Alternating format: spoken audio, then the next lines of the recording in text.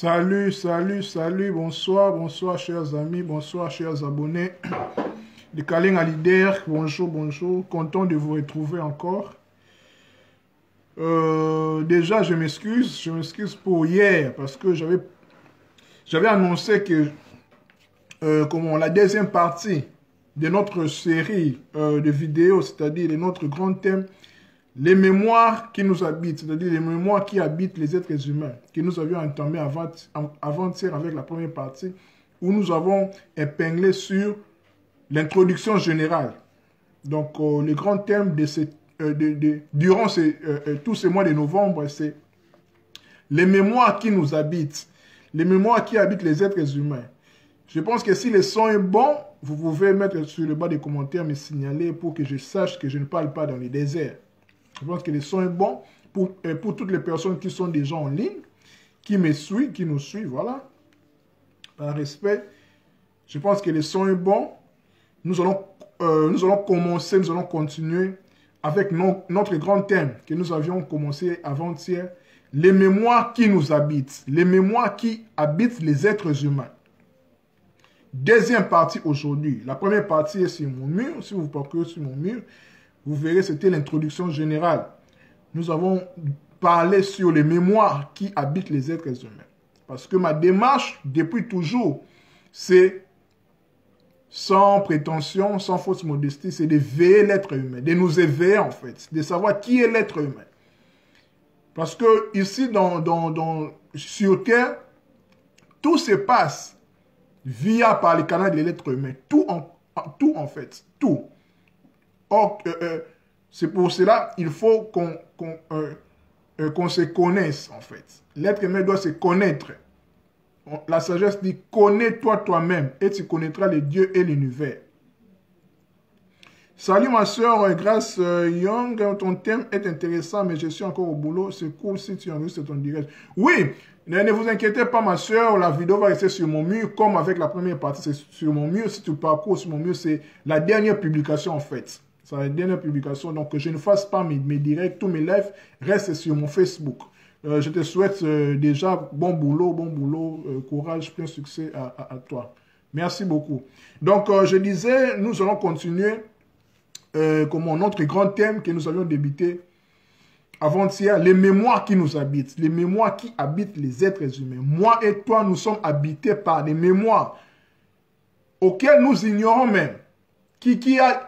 Ces mémoires-là ont des répercussions, conduisent nos vies, sans les savoir. C'est pour cela que je vous ai dit, la sagesse dit, connais-toi toi-même et tu connaîtras les dieux et l'univers. Ma démarche, comme je l'ai dit, sans fausse modestie, sans prétention, est d'éveiller l'humanité. En éveillant l'humanité, je m'éveille aussi moi-même parce que je fais partie de l'humanité. Je fais un avec l'humanité. Ma sœur Grace Young, c'est moi. Moi, c'est la sœur Grace Young. Et puis ainsi de suite, parce que nous sommes interconnectés. Nous sommes des frères et des sœurs. Nous sommes tous des dieux, des déesses, des fils du Très-Haut. Nous venons tous de la même origine.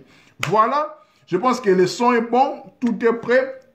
Comme je l'ai dit toujours, s'il y a des questions, n'hésitez pas. S'il y a des ajouts par rapport à la vidéo, n'hésitez pas parce que je veux que ça soit en interaction. Je ne suis pas là pour prendre une posture de professeur, comme si je parle et tout ce que je vais dire, vous dites, mais non. S'il y a quelque chose à poser, il y a anguille sous roche, n'hésitez pas à poser. Donc, n'hésitez pas à poser toutes les questions par rapport à notre grand thème, les mémoires qui habitent les êtres humains. Ok. Après avoir introduit notre sujet d'avant-hier, nous avions parlé sur l'introduction. Aujourd'hui, nous allons voir, comme je l'ai mis sur le bas, voilà, sur les titrages, les différentes sortes de mémoires. Nous allons comprendre maintenant, nous entrons vraiment dans le vif du sujet, nous allons voir quelles sont les différentes sortes de mémoires qui habitent l'être humain, qui nous habitent, qui m'habite, qui vous habite en fait. Parce que tout le monde est concerné. Tout le monde est concerné et concerné. Quand j'ai préparé mon live, mon émission, si je ne dérange pas, j'ai comptabilisé en fait 7 sortes de mémoires qui habitent l'être humain, qui nous habitent, qui nous habitent en fait. Il y en a 7. Il y en a 7, 6 ou 7 en fait. Bon, ça varie. Parce que ces mémoires aussi sont sont imbriqués, sont interconnectés, sont ensemble. En fait. C'est interlié. Voilà. D'abord, il faut savoir, comme je l'ai dit la fois passée, pour toutes les personnes, je signale, qui n'ont pas suivi encore l'introduction générale, je vous invite de visionner, en fait, de visionner la première partie qui se trouve sur mon mur, je n'ai pas effacé ça, l'introduction générale, où je parle pendant plus d'1 heure, en fait. C'est vraiment intéressant. Je vous invite vraiment de suivre cela. Vous allez comprendre, en fait, les fils d'idées. Parce qu'on ne peut pas comprendre les développements sans pour autant commencer par l'introduction. C'est très important. Jusqu'à ce que nous allons aboutir, comme je vous ai dit, nous allons voir maintenant qu'est-ce qui est la solution pour nettoyer, pour guérir, pour, comme on dit, couper les liens, si vous voulez, en fait. Parce qu'on ne coupe pas les liens de famille. On les nettoie. On se guérit,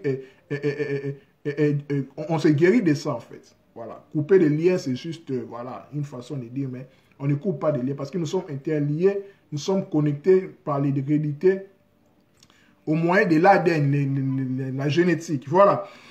Donc, il y en a 7 sortes de mémoires qui habitent l'être humain. Qui nous habitent, en fait, moi et vous, parce que nous sommes tous concernés, parce que nous sommes des êtres humains. Donc, nous sommes en train de parler. Qui dit mémoire dit karma. J'ai expliqué le karma la fois passée, je vais les répéter brièvement. En fait, le karma, comme vous le savez, est un mot sanskrit, de l'Inde, voilà, qui veut dire acte. Qui dit acte dit réaction, en fait. Quand je tape les mains comme ça, quand je l'ai dit, boomerang, c'est la cause à effet. Donc, l'effet du son là, pas, c'est le claquement de mes doigts, en fait.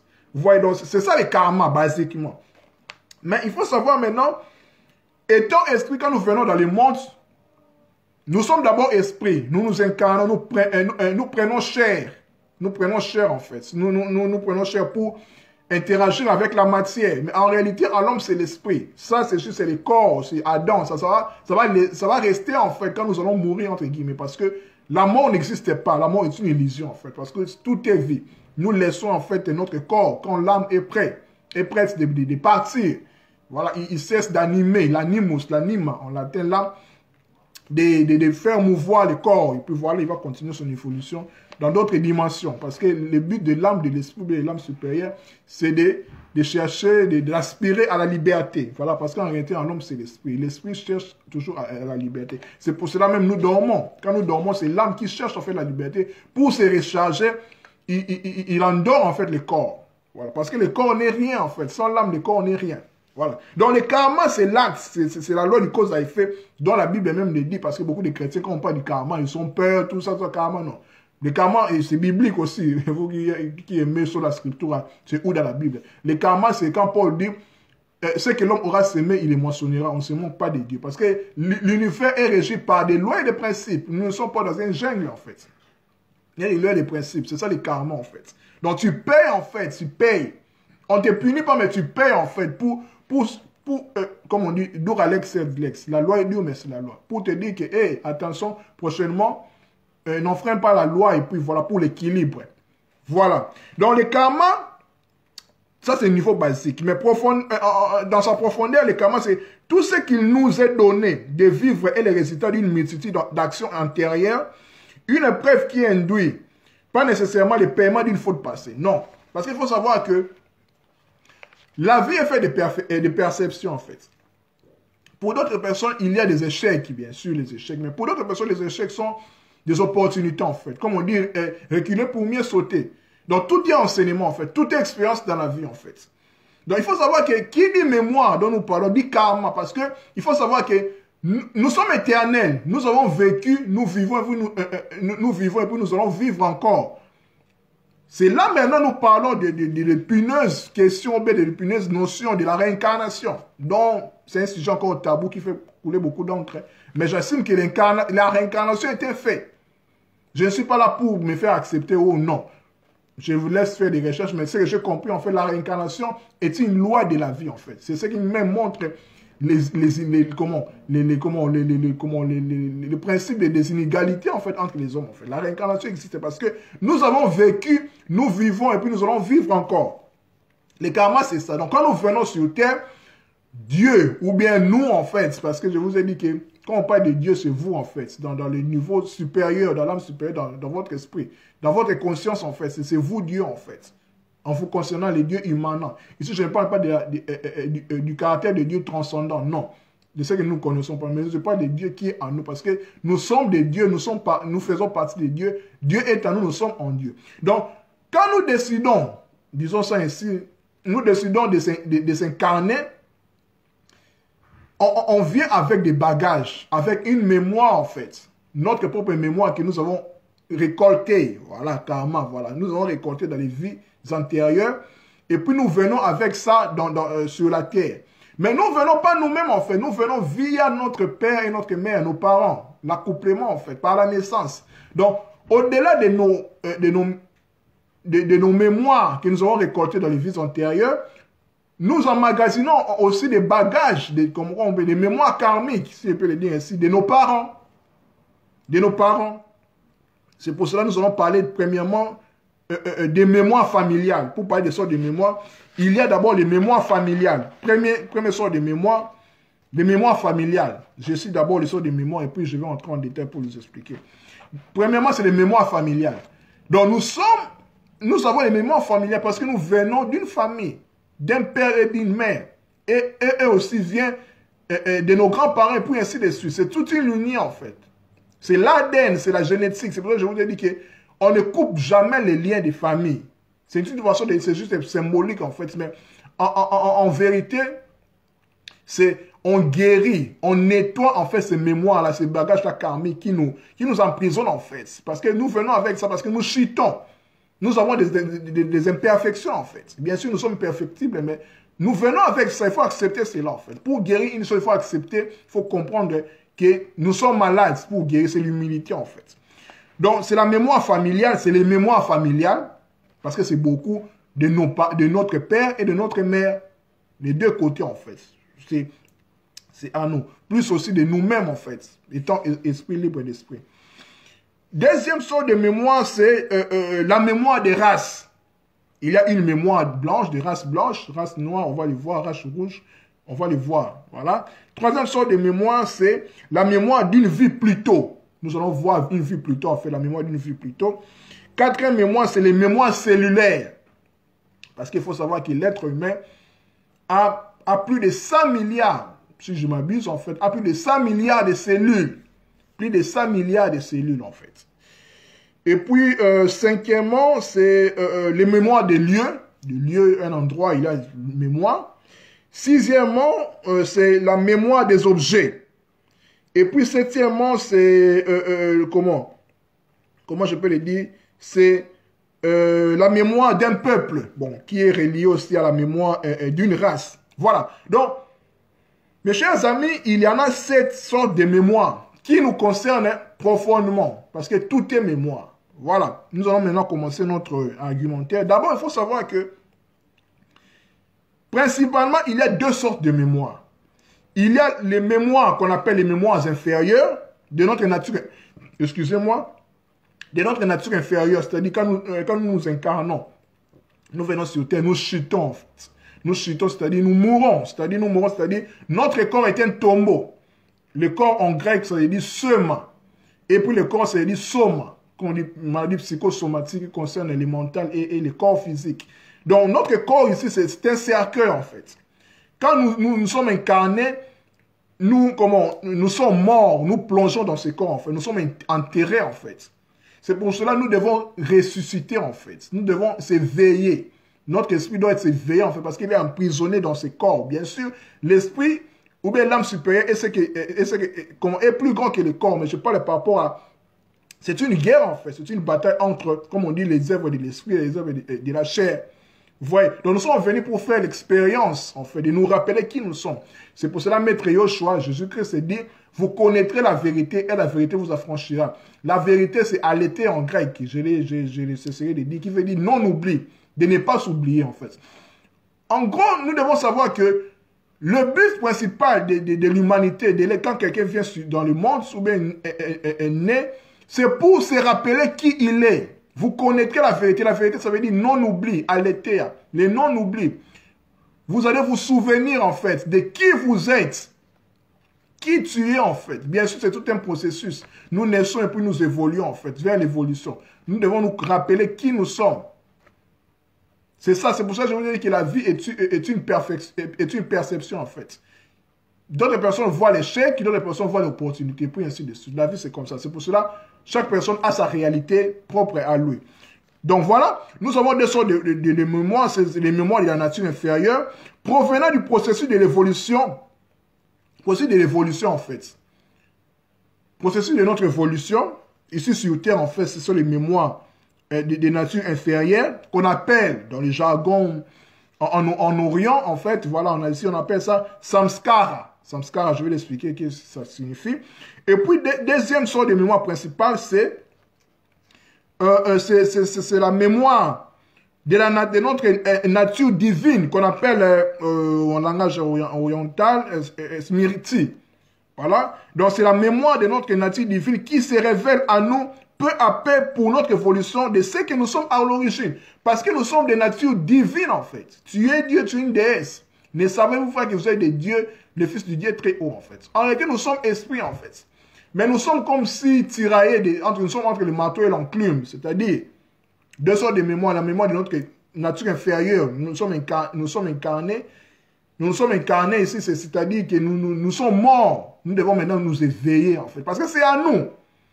Nous sommes en réalité des esprits en fait, des êtres spirituels venant faire l'expérience humaine en fait.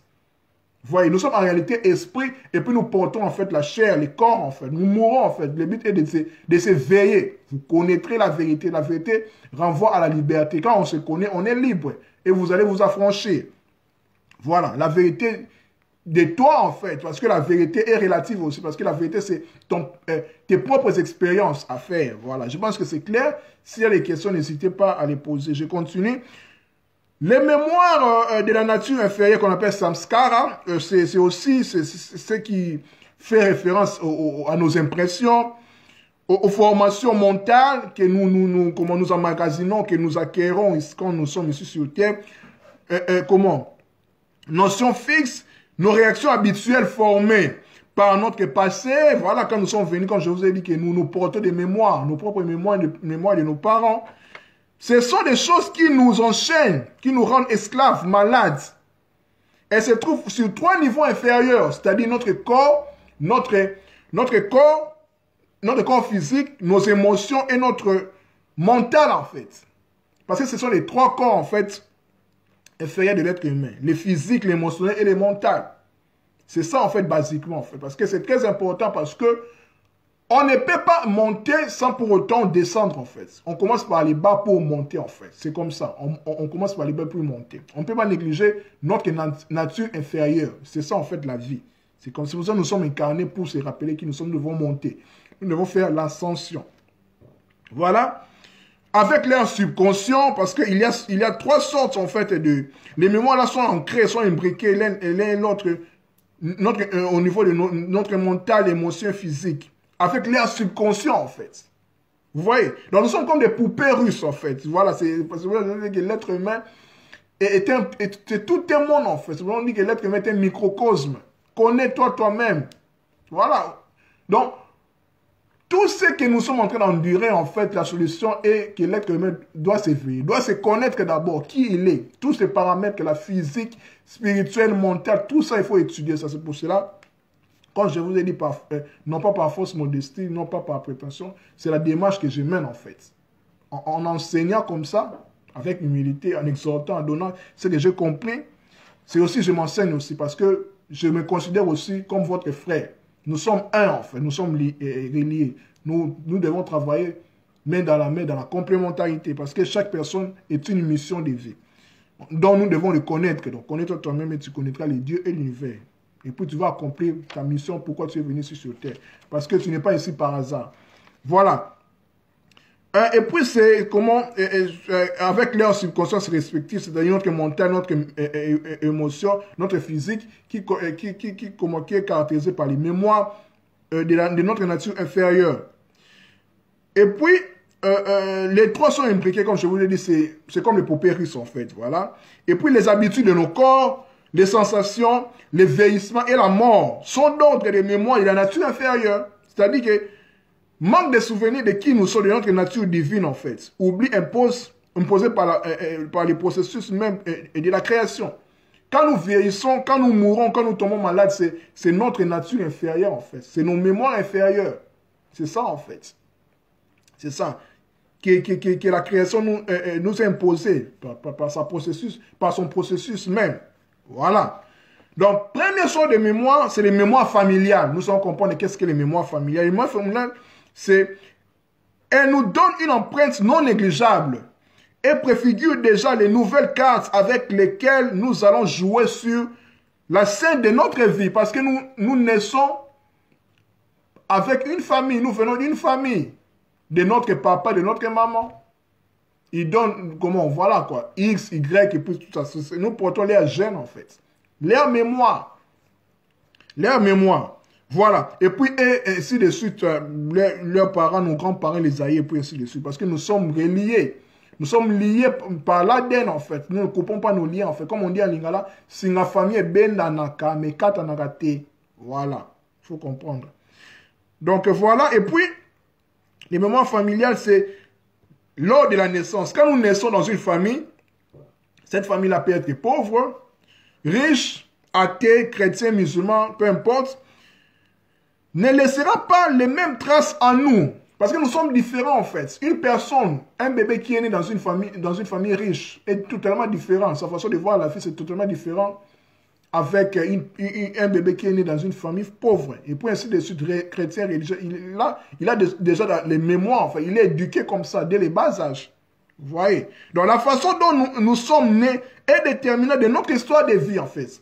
Ça balise déjà notre chemin de vie en fait. Quand tu es né dans une famille chrétienne, par exemple, moi je suis né dans une famille catholique, donc tu as déjà une conception, tu es éduqué déjà d'une certaine manière en fait. On te dit que le monde est comme ça, comme ça, comme ça. Ce n'est pas forcément la vérité en fait.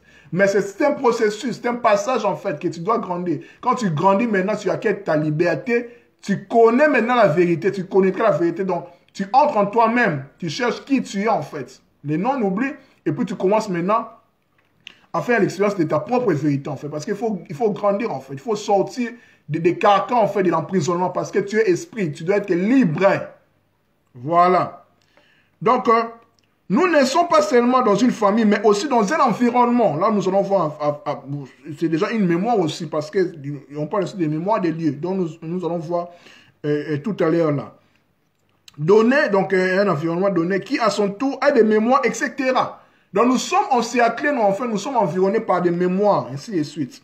Donc nous portons les gènes de nos aïeux, de nos parents en fait.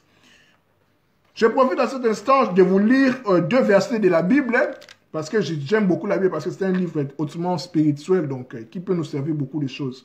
Je vais lire avec vous pour épingler, pour affirmer, pour argumenter les mémoires familiales. Dans la Bible aussi, ça existait. Je vais lire avec vous dans Ézéchiel, dans le livre du prophète Ézéchiel, chapitre 18, verset 2. Je commence dans le verset 1. Le Seigneur m'a adressé la parole. Là, c'est Ézéchiel qui est en train de parler.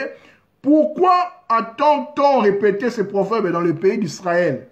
Les parents ont mangé les raisins verts, mais ce sont les enfants qui ont mal aux dents. Et les enfants, dans notre version, les enfants ont les dents agacées. Vous voyez, donc nous voyons ici le processus de ce qu'on appelle les liens familiaux, en fait, les mémoires familiales en fait. Donc les parents ont mangé les raisins verts, ont récolté de mauvaises choses en fait, sont en fait maudits en fait jusqu'à leur 4e génération. Comme je vous ai dit la fois passée, 4 générations, ça fait 160 ans. Une génération c'est 40 ans, bibliquement parlant. Si vous êtes maudit en fait, ce que je ne souhaite pas pour votre cas, moi encore, les miens, tu fais 40 fois 4. Donc cette malédiction-là va atteindre ta postérité en fait. Parce que ta postérité, c'est toi en fait. Parce que tu es en eux et en toi. Parce que nous sommes liés avec nos parents par le biais de la génétique. C'est ça les mémoires familiales. Les mémoires familiales.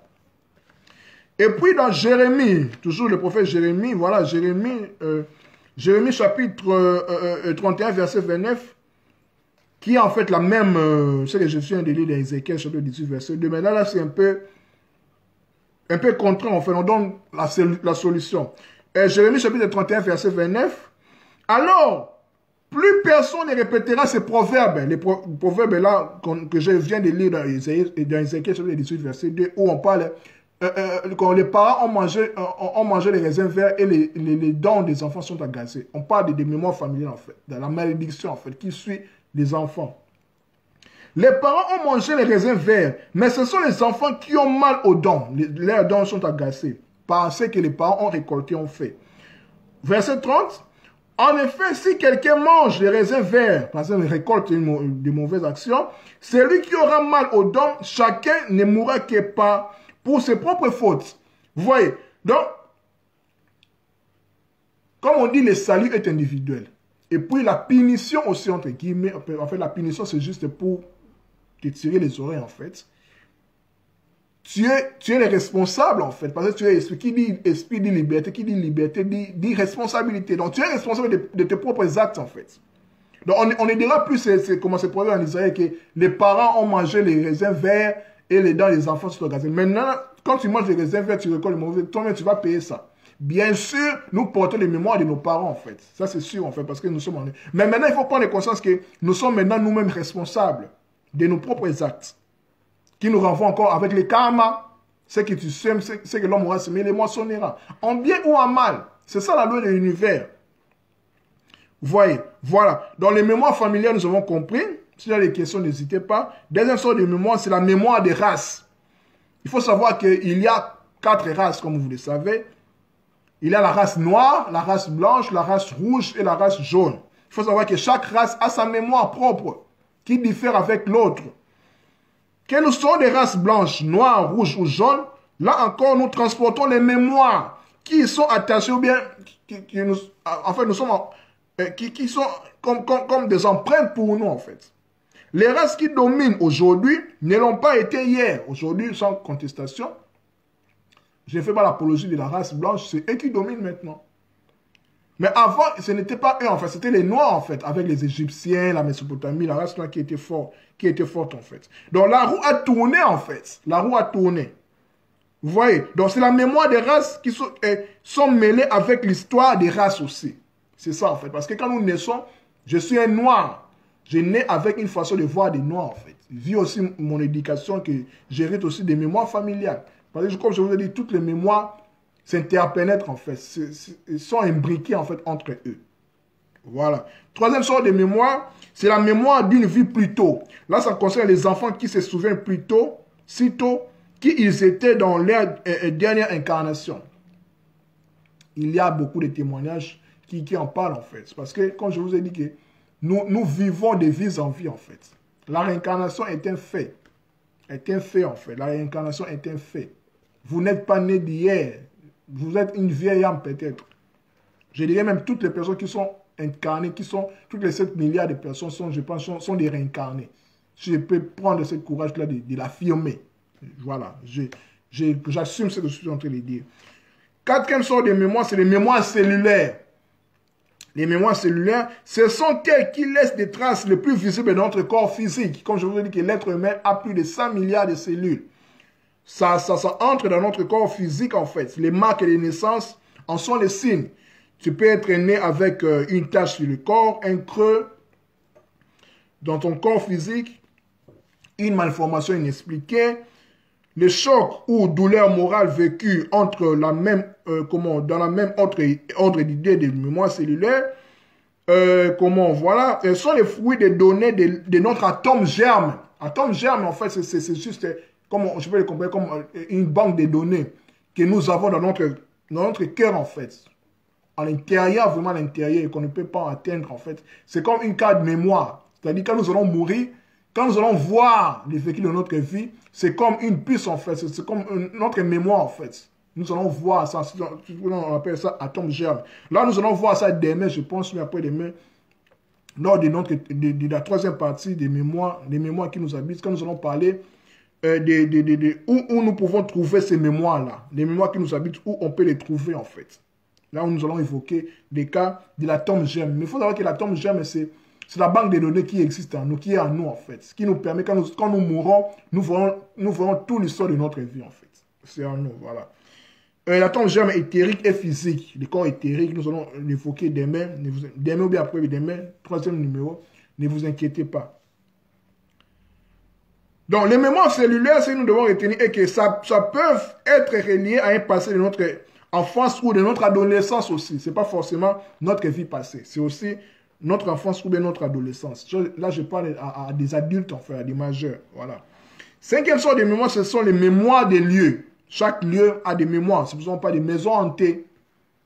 Les maisons hantées, en fait, les maisons qui sont hantées, en fait, qui sont hantées, qui sont habitées par des mauvais esprits. La terre a une mémoire. La terre a une mémoire. La terre a une mémoire. Je vais expliquer aussi quand je vais parler sur comment guérir de ces mémoires qui nous allodent, de les nettoyer ou bien de les couper si vous voulez, de montrer l'œuvre de Jésus en fait à la croix. L'œuvre de Jésus à la croix en fait, qui est en fait un vecteur très important pour la guérison de la mémoire de la terre. Je vais l'expliquer. Ne vous inquiétez pas. Alors, les lieux sont aussi porteurs de mémoire, des maisons hantées avec des esprits qui s'y logent. Sixième et dernier, voilà, parce que la mémoire du peuple, je l'ai relis avec la mémoire des races. Sixième et dernier sort de mémoire, c'est la mémoire des objets. Les bijoux, les colliers. Les mémoires, en fait, sont partout. L'eau aussi a une mémoire. Donc, c'est les bijoux, surtout les objets anciens, en fait, qui portent aussi des mémoires. Parce que tout est énergie, en fait. Vous voyez? C'est pour cela qu'on parle même des empreintes digitales. Voilà, parce que tout est mémoire. Parce que nous sommes des énergies, en fait. Nous sommes des énergies. Nous ne sommes pas notre corps. Nous sommes plus que ça, mes frères et sœurs. Donc, voilà, mes frères et sœurs. Aujourd'hui, ça n'a pas été long. Voilà, j'ai fait mon mieux pour être plus clair. Je pense que c'est clair. À nous revoir, je pense, demain ou après-demain pour la troisième partie. Là, nous allons parler maintenant. Toujours, retenez ceci. Notre grand thème, c'est les mémoires qui nous habitent. Les mémoires qui habitent les êtres humains. Avant-hier, c'était premier numéro. Première partie, c'était l'introduction générale. Si c'est tout sur mon mur. Ça aussi va être sur mon mur. Ne vous inquiétez pas. Aujourd'hui, nous allons parler sur les différentes sortes de mémoires qui nous habitent, qui habitent les êtres humains, bien sûr. Demain, bien après-demain, prochainement, nous allons parler sur où nous pouvons trouver ces mémoires, en fait. Quels sont les liens, en fait. Nous allons expliquer comment on peut les trouver, en fait. Voilà, c'est ça, en fait. Donc, merci beaucoup à toutes les personnes qui ont pris le temps à nous suivre, à me suivre. C'était votre ami et frère Kaline Alider, l'homme de 33 ans, l'âge d'or, comme j'aime m'appeler, en fait. Voilà, c'est pas de l'orgueil, mais connais-toi toi-même qui tu es. Voilà. Il faut être fier de qui tu es. Car tu n'es pas n'importe qui, tu es spécial. C'est pour cela que tu es venu sur terre pour une mission. Il faut le comprendre. Voilà. Parce que Dieu ne fait rien dans la terre sans passer par l'homme, par toi. Voilà. Parce qu'il te voit comme lui, comme il est. Il t'a créé à son image et à sa ressemblance. Il faut le savoir. Connais-toi toi-même. Tu connaîtras la vérité. Tu vas te rappeler qui tu es. Et puis tu seras libre. Tu vas affirmer ta vérité.